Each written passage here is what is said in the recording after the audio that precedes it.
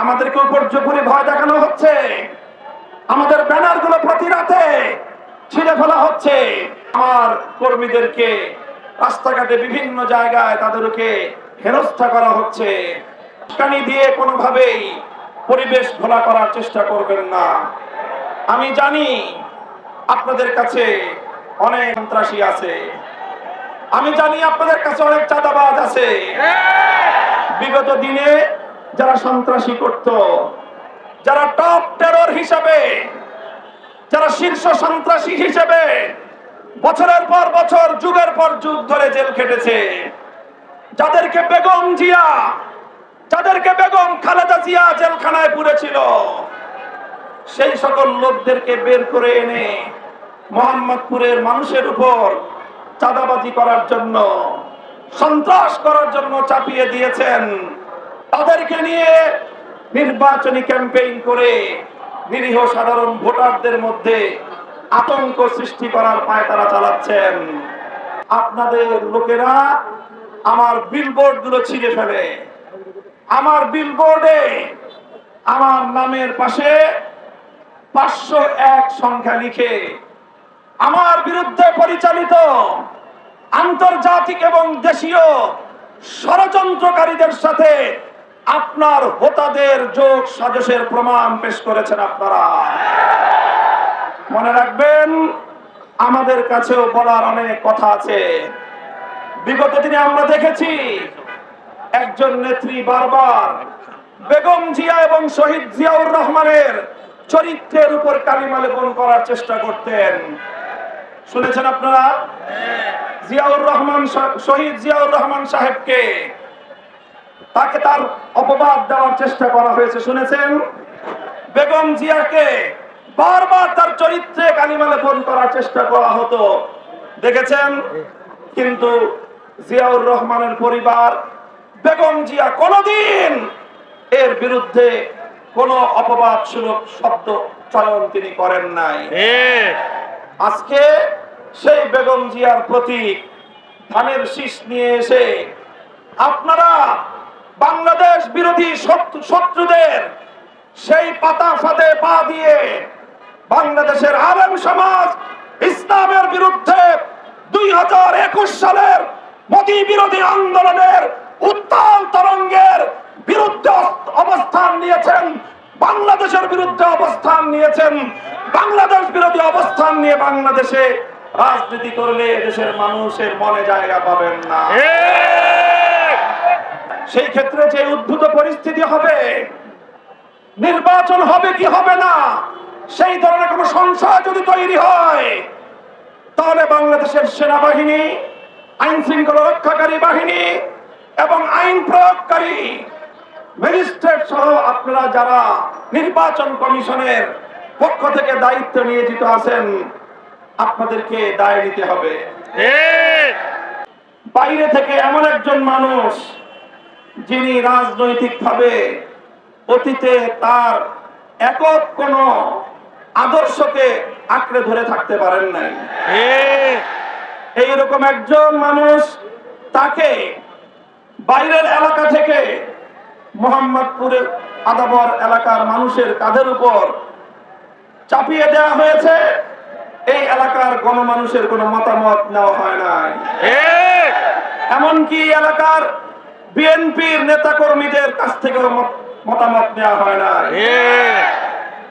বিএনপির অনেক নেতৃবৃন্দের সাথে আমরা বছরের পর বছর কারাগারে একসঙ্গে থেকেছি, হাসি কান্না দুঃখে আমরা একসঙ্গে থেকেছি, আন্দোলন সংগ্রামে রাজপথে একসঙ্গে কাজ করেছি। সেই সকল নেতৃবৃন্দের চোখের পানি দেখলে এখন আমাদেরও কষ্ট হয় যে তারা দলের জন্য, দেশের জন্য এত ত্যাগ আর কোরবানি স্বীকার করলো, কিন্তু তারা উপেক্ষিতই থেকে গেল। এই সব কিছু মিলিয়ে আজ মোহাম্মদপুরের মাটি এবং মানুষ তাদের 40 বছরের লালিত এক সন্তান মামুনুল হককে এই এলাকার সত্যিকার জনপ্রতিনিধি হিসেবে নির্বাচিত করার জন্য ঐক্যবদ্ধ হয়েছে। সকল দলীয় পরিচয়ের ঊর্ধ্বে উঠে অন্যান্য দলের নেতা কর্মীরাও আজ রিকশা মার্কার প্রতীককে সংসদে পাঠানোর জন্য তারা আজকে ঐক্যবদ্ধ হয়েছে। আমি আমার প্রিয় মোহাম্মদপুর আদাবর এলাকাবাসীকে বলতে চাই, আপনারা আমাকে চেনেন, আমার বাবা শাইখুল হাদিস আল্লামা আজিজুল হককে চিনেন। আমার বাবা আমার জন্য এমন কোন বিপুল সম্পদের পাহাড় গড়ে যান নাই। আমার বাবা স্বর্ণের চোরাকারবারি করেন নাই।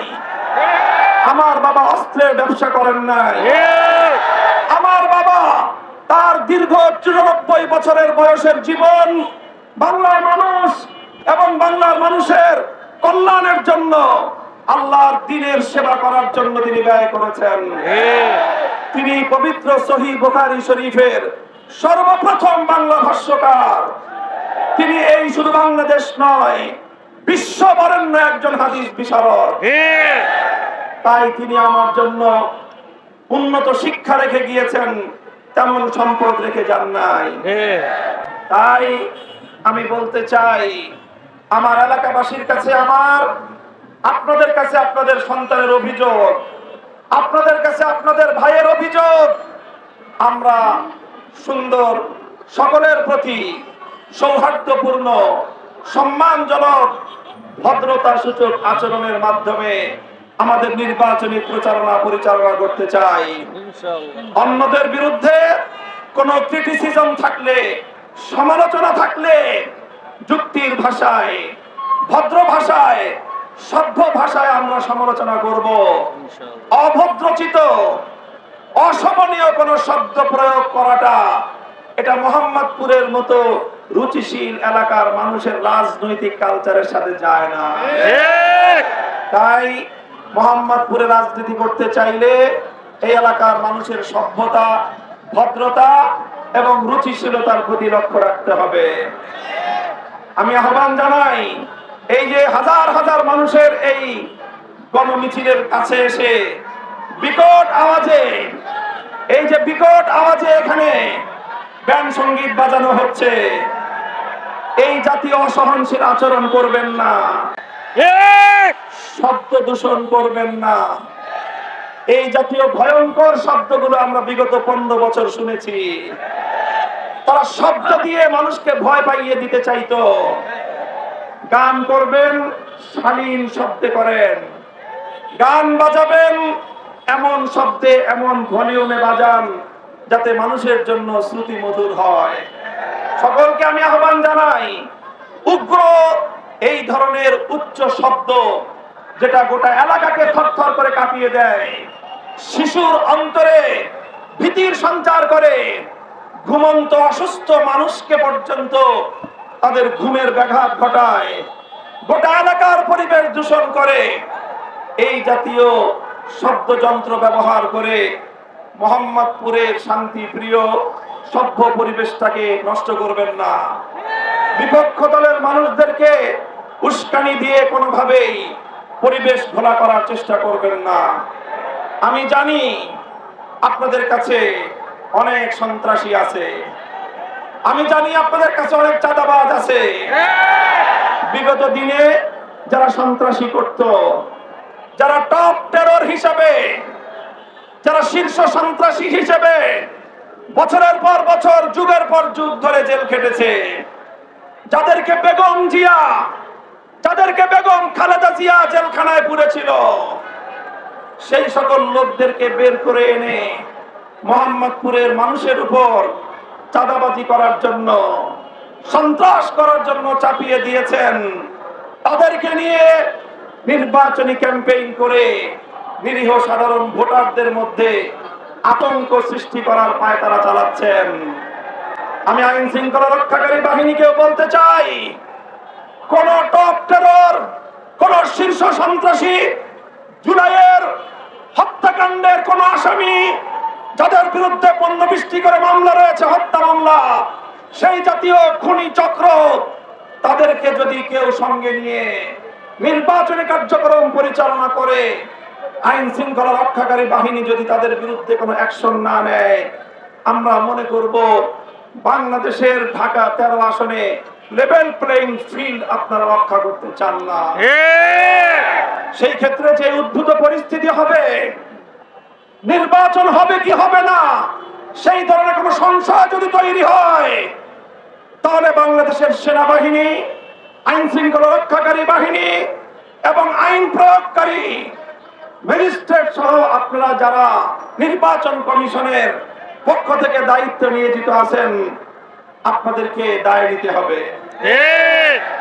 আমাদেরকে উপর্যুপরি ভয় দেখানো হচ্ছে, আমাদের ব্যানার গুলো প্রতি রাতে ছিঁড়ে ফেলা হচ্ছে, আমাদের ফেস্টুন গুলো মাটিতে ভূপাতিত করে দেয়া হচ্ছে, আমার কর্মীদেরকে রাস্তাঘাটে বিভিন্ন জায়গায় তাদেরকে হেনস্থা করা হচ্ছে। এই জাতীয় পরিবেশ যেন আর না ঘটে, আমি নির্বাচন কমিশন সহ আইন শৃঙ্খলা রক্ষাকারী বাহিনীর সকলের প্রতি সেই বিষয়গুলো নিশ্চিত করার জন্য আমি আহ্বান জানাচ্ছি। ইনশাআল্লাহ আমি আপনাদেরকে কথা দিচ্ছি, প্রতিশ্রুতি দিচ্ছি, আমরা যদি আপনাদের ভোটে আল্লাহর রহমতে প্রতিনিধি নির্বাচিত হতে পারি, ইনসাফের বাংলাদেশ উপহার দেব।